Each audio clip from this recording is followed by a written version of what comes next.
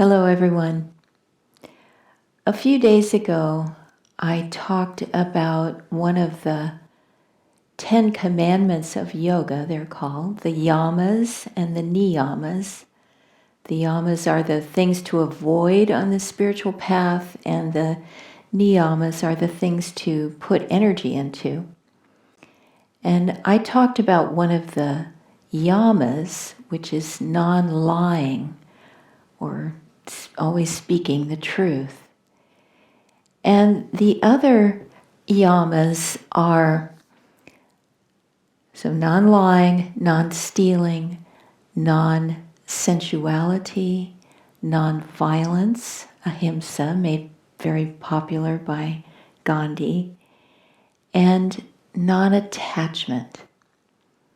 And just to go through the niyamas so you're not in suspense, those are contentment, the supreme virtue, it's called, self-study or introspection, sacrifice, which I think I'll talk about in one of these videos later because that's a very interesting one, cleanliness, and devotion to the Supreme Lord.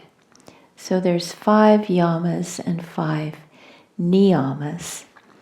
And when I was a young person and really trying to understand what life was all about, I very often pondered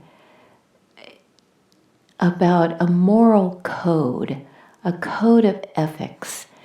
I tried to understand if there were some ultimate verities that were universal. And I wondered if everything was just subjective as far as what was right and what was good.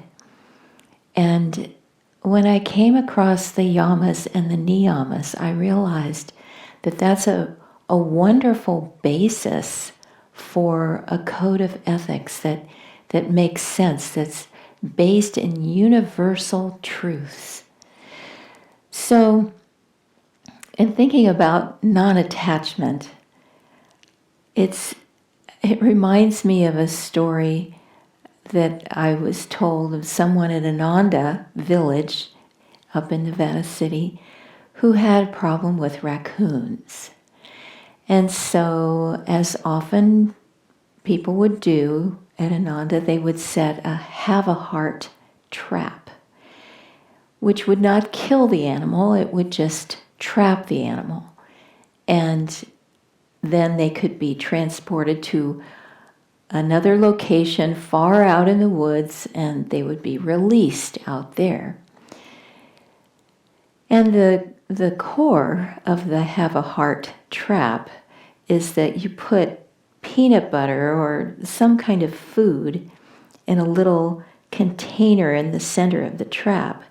And so the animal smells the food, wants it, walks into the trap, and the door shuts behind them, and there they are. Well, when this person was having trouble with raccoons, he set the trap, he put peanut butter or whatever it was inside there as a lure. And when he came back in the morning, he found a very interesting sight. The door had not closed. The animal was not trapped inside.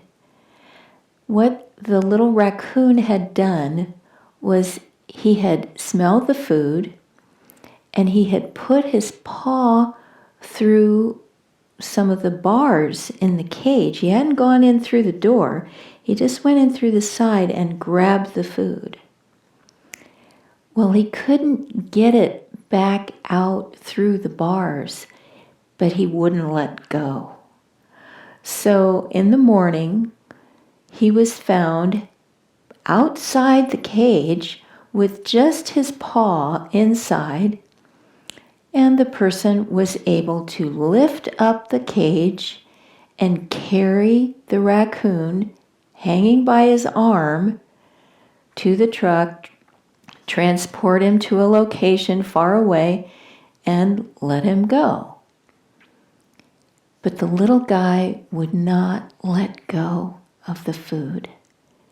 And so finally, they had to take the food out of the cage, give it to him, and then take the cage home and let the raccoon go.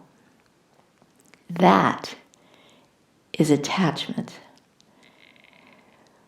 What we have to realize is that we will never be free as long as we have that clutching feeling in our hearts, that tenacity of the raccoon that will not let go of possessions, people, circumstances. We watched the kirtan last night again that we had helped to put together, and it was such a joy. And then we saw on the website that they were also giving access to last year's kirtan, which we had also helped with. And so we watched some of that too. And there we were in the new temple for the first time. It was the first big event in the new temple at Ananda Village in Nevada City. Beautiful, huge temple that we've dreamed about for years. Hundreds of people crammed into the temple. Beautiful chairs, beautiful carpeting, everybody sitting right next to each other, everybody chanting, beautiful faces and devotion all through the crowd. Everyone so thrilled to be in that vibration together and helping to just lift the energy thrillingly through that temple. And I thought, well, that sure didn't happen this year. I wonder if it'll even happen next year. At the rate we're going in America, things are very, very serious. We need to sort of be non-attached to the ways that things have been in the past. One of the beautiful chants that we played in the kirtan last night was Anandamananda.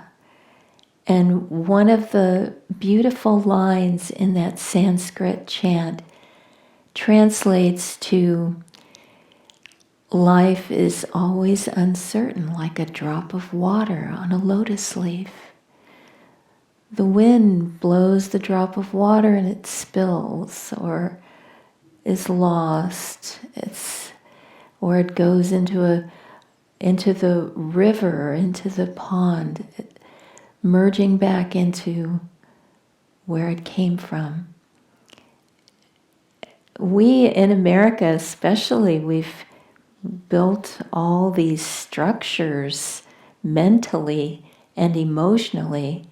I think about how death is pushed aside. You don't spend time with the dead body very much. You put it away. There's very little ritual around it, and it's buried, and you don't really think about it. You try to brace yourself against that. And in life too, we tend not to think about death. But yogis have always meditated in crematory grounds, just to get into their minds that this life is impermanent and we need to accept our own mortality. And that's part of the struggle that's happening these days, is that that threat of mortality is becoming real. So it's all part of growing up. It's all part of moving from a lower age of Kali Yuga into a higher age of Dwapara Yuga. And part of what we are being taught right now is to be less attached. Less attached to our little places that we like to go, or our shopping experiences that we're fond of, the congregational meetings that we have. We've really missed seeing everyone at temple on Sunday mornings. It's been very hard not to be able to hug people and greet them and see our friends, be with people. That's what's motivated us to make these videos almost every day. We try every day to make one 6 days a week. And then Sunday we have Sunday service. But we need to break those little attachments. Break the attachments even to job, family, all the things that we love. I often think of Gibran, who wrote the book, The Prophet, and somewhere in his writings he says, your children are not your children. They have their own life, they have their own karma, they have their own destiny, and they are in our charge for a while to protect them, to love them, to teach them, to guide them, but we have to let them go. They don't belong to us. They aren't ours to control. Neither are any of our family members, our husband, our wife, our parents, our relatives. We can't control any of them. And they are friends from the past. They are loved ones. They are sometimes everything to us. But we have to give them to God. That's one of the reasons that the spiritual path is so liberating, because we can have the white knuckles on the steering wheel where we're just willing the car to be in control, willing the energy to go in a certain way that we want, but life is always uncertain. The only certainty is God. So little by little, we have to peel off those white knuckles and relax. Relax into trust for God. Let go of the attachment. Let go of the white knuckles around the heart, squeezing the heart with fear. That's all it is. Attachment is fear. Attachment is thinking, I'll never have enough, or it won't be the way I want it to be. I won't have enough money. I won't have enough place to live, or possessions, or food, or people around me. I'll be all alone. I'll be, all these fears come. And that's another reason why the spiritual path says, live in the moment. How are you right now?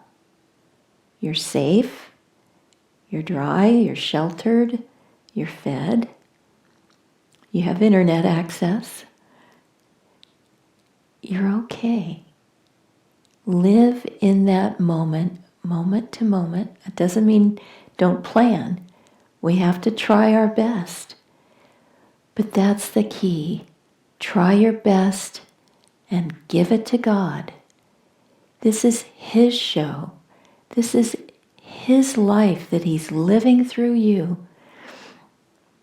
I have been thinking recently about the Hong Sa technique and how important that little instruction is. Don't try to control the breath. Instead, observe the breath coming in and going out. Don't try to make it go in, make it go out. Just observe it. And that is the first step in detaching a little bit from that white-knuckled grip on the peanut butter and the have a heart trap. Just let it go. We can't really control anything in this world except ourselves. But we can start to try to control ourselves, our emotions, our attachments, our feelings.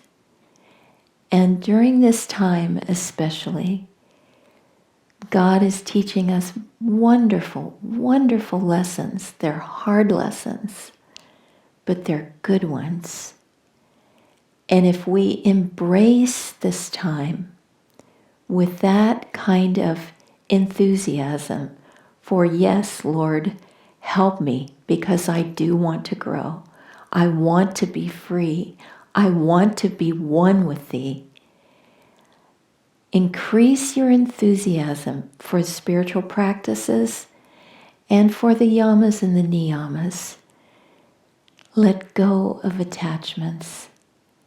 As that beautiful chant, Desire My Great Enemy, says, control the little pranayam, the life force, the breath, Hong Sa, Kriya. Control the little pranayam. Become one with the all-pervading pranayam of God, of the universe. And the last line of the chant is, and you won't have to fear anything anymore.